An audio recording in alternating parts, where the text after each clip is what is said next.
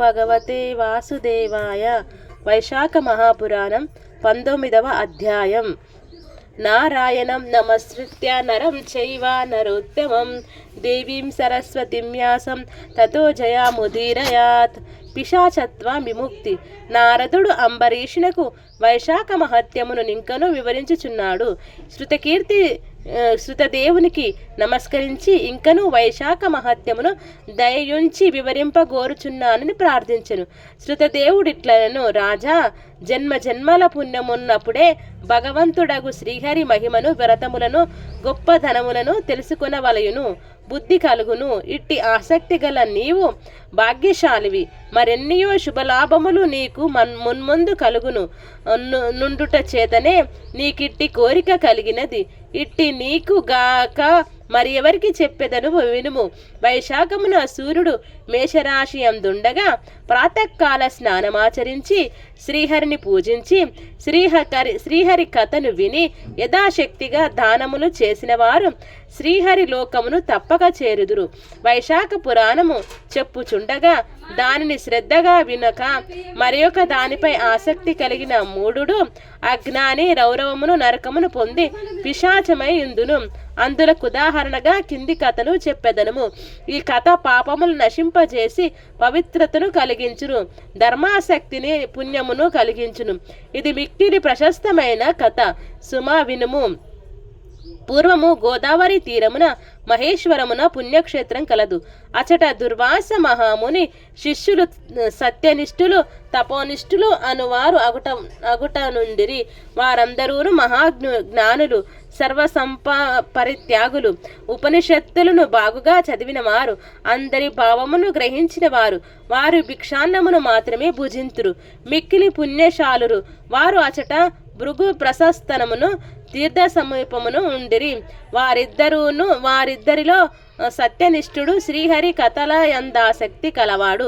చెప్పువారు లేకున్నచో తానే శ్రీహరి కథలను వివరించుచు శ్రీహరి కథలను ఎవరైనా చెప్పినా శ్రద్ధగా వినును. వీరెవరూనూ లేనిచో విష్ణు కథలను తలుచుకొనుచు శ్రీహరికి ప్రీతిగా కలిగించు పనులను చేయుచుండును. శ్రీహరి కథలను చెప్పువారున్నచో రాత్రింబవళ్ళు తన పనులను మాని వానిని వినుచుండును. అట్లే వినువారున్నచో తాను రాత్రింబవళ్ళు శ్రీ మహావిష్ణు కథలను వివరించును. దూరమున్నను తీర్థముల్లో స్నానము చేయుట కన్నా, దూరముననున్న క్షేత్రాలను దర్శించుట కన్నా, కర్మానుష్ఠానమును కన్నా వారికి విష్ణు కథల యందు ప్రీతి ఎక్కువ. ఎవరైనా చెప్పుచున్నాచో తాను వినును. వినువారున్నచో తాను శ్రీహరి కథలను తన్మయుడ వివరించును. చెప్పువారున్నచో తను పనులను మానుకొని వినును. విష్ణు కథలను చెప్పువాడు రోగాదులచే బాధపడుచున్నచో కూపస్నానము చేసి శ్రీహరి కథలను తలుచును. విష్ణు కథా శ్రవణం లేనప్పుడు స్వకార్యములను చేసుకొనును. విష్ణు కథ సమాసక్తులకు సంసార బంధముండదు కదా. శ్రీహరి కథలను వినుట వలన చిత్తశుద్ధి కలుగును, విష్ణుభుక్తి పెరుగును. విష్ణువుపై నసాక్తికి సజ్జనులయందిష్టము పెరుగును. నిరంజనము నిర్గుణముగు పరబ్రహ్మము వాని హృదయమును స్ఫురించును. జ్ఞానహీనుని కర్మ నిష్ఫలము కదా. దుష్టులు కర్మలన్నిటిని చేసినను వ్యర్థములే. గుడ్డివానికి అద్దము చూపిన ప్రయోజనమేమి? కావున చిత్తశుద్ధిని సాధింపవలెను. చిత్తశుద్ధి వలన శ్రీహరి కథాసక్తి కలుగును. అందువలన జ్ఞానం కలుగును. అట్టి జ్ఞానం వలన ధ్యానము ఫలించును. కావున పెక్కుమాల్రు విష్ణు కథా శ్రవణం, ధ్యానము మనమును ఆవశ్యకమును. శ్రీహరి కథలు సజ్జనులు లేని చోట గంగా తీరమైనను విడవదగినది. తులసీవనము శ్రీహరి ఆలయము. విష్ణు కథ లేని చోట మరణించిన వారు తాపసమును నరకమును పొందును. శ్రీహరి ఆలయమును గాని కృష్ణ మృగము గాని విష్ణు కథ గాని సజ్జనులు గాని లేని చోట మరణించిన వారు పెక్కు జన్మలయందు కుక్కగా జన్మింతురు. సత్యనిష్ఠుడి విధముగా ఆలోచించి విష్ణు కథా శ్రవణము ప్రసంగనం మననము స్మృతి మున్నగునవి ముఖ్యములని తలుచును. ఇంకొకడు తపోనిష్ఠుడు, వీనికి పూజా జపాది కర్మలనిన ఇష్టము, వానినెప్పుడూనూ మానక పట్టుదలతో చేయుచుండును. శ్రీహరి కథలను వినుడు చెప్పుడు, ఎవరైనా చెప్పుచున్నచో తీర్థ స్నానములకు పోవును. తీర్థ స్నాన సమయమున శ్రీహరి కథా ప్రసంగం వచ్చినచో తన పూజాది కర్మల ఫలములను పొడుగునని దూరమున పోవును. అతనిని అనుసరించి వారును స్నానాది కర్మలను ఆచరించి తన ఇంటి పనులను చేసుకొనుట ఇందిష్టము కలువాడై ఉందురు. ఇట్లంత కాలం గడిచినను తపోనిష్ఠుడు కర్మానుష్ఠానము తప్ప శ్రీహరి కథాశ్రావణము చింతనము స్మృతి మున్నగు వాణ్ణి ఎరుగడు. ఇట్టి అహంకారి కొంతకాలమునకు మరణించెను. శ్రీహరి కథాశ్రవణం మున్నగునవి లేకపోవుటచే పిశాచమై చిన్న కర్ణుడను పేరు నుండెను. జమ్మి చెట్టు నందు నివసించుచుండెను.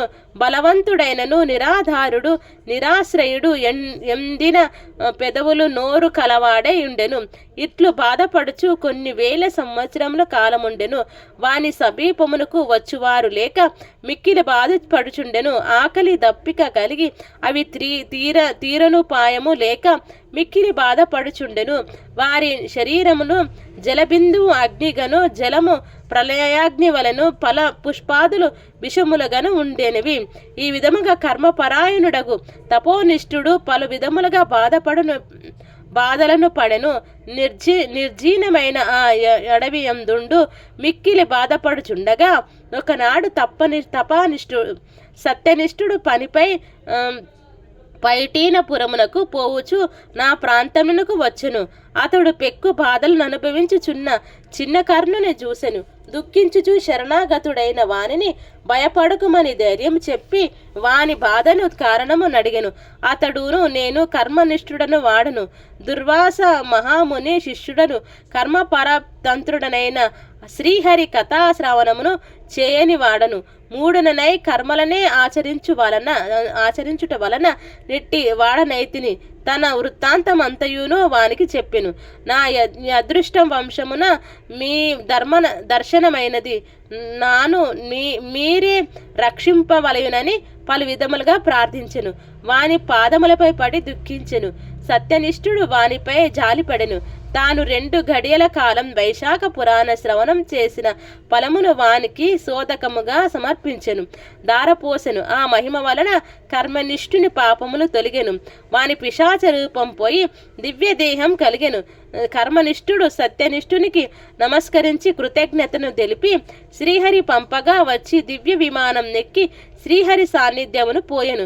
సత్యనిష్ఠుడును వైశాఖ మాస మహత్య మహిమను విస్మయపడుచు తన గమ్యమగు పైటీపురమునకు పోయెను. శృతికీర్తి మహారాజా, కావున శ్రీహరి కథల ప్రసంగం శ్రవణం ప్రశస్తం ఎరుగుము. శ్రీహరి కథా ప్రసంగం గంగా ప్రవాహం కంటే సర్వక్షేత్రముల కంటే ప్రశస్తం ఎరుగుము. శ్రీహరి కథా ప్రసంగం గంగా ప్రభావం కంటే పవిత్రమైనది. గంగా తీర వాసులకు ఇహలోక భోగములు ముక్తి కలుగునో లేదో కాని శ్రీహరి కథయును గంగా తీర వాసులకును ఇహము పరము నిశ్చితముగా సుమా అని శృతకీర్తికి శృతదేవుడు భగవాన్ స్వరూపమును ఈ విధముగా వివరించెను.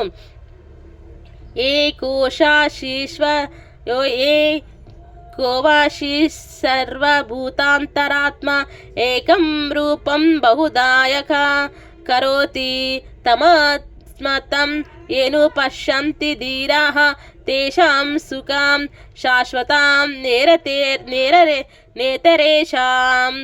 ఏకో దేవః సర్వభూతేషు గుణః సర్వవ్యాప్తి సర్వభూతాంతరాత్మ కర్మాధ్యక్షः సర్వభూతాదివాసక్షస్తి శైవ కేవలో న నిర్గుణశ్చ. ఏకో నారాయణో నిన్వీతి యాతి సాక్షాత్ ఏక ఏవ శివో. నిత్యస్థానో మృత్పలంపం కృష బహునాత్ర కిముకేన సర్వం బ్రహ్మమయం జగాత్ అనేక భేద భిన్నస్తు క్రీడేతు పరమేశ్వరాః అని శృతదేవుడు శృతకీర్తి భగవంతుని తత్వమును వివరించెను అని నారదుడు అంబరీషునకు చెప్పెను. వైశాఖ పురాణం 19వ అధ్యాయం సంపూర్ణం. సర్వం శ్రీల